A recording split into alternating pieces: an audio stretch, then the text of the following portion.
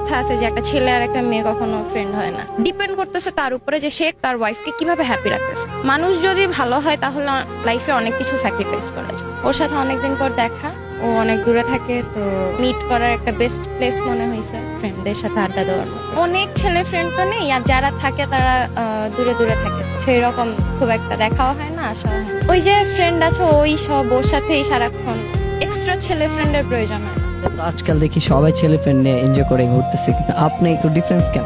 বন্ধু থাকার মতো একজন থাকলেই চল। বন্ধু তো বন্ধুই, ছেলে হোক মেয়ে হোক, একজন থাকার মতো হলে।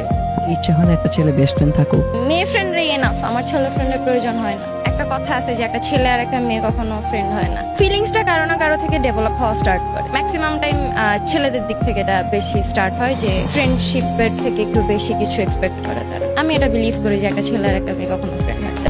কি হতে চাই সেটা যতক্ষণ পর্যন্ত না হচ্ছি ততক্ষণ পর্যন্ত বলে বেড়ানোর কোনো মানে নেই। কারণ হচ্ছে গিয়ে যদি সেটাতে সফল না হই তখন মানুষ বলবে যে তার তো এটা ইচ্ছে ছিল বা সেটা হতে চাইছে কিন্তু হতে পারে না। কোন ডিস্ট্রিক্টের ছেলে আপনার পছন্দ?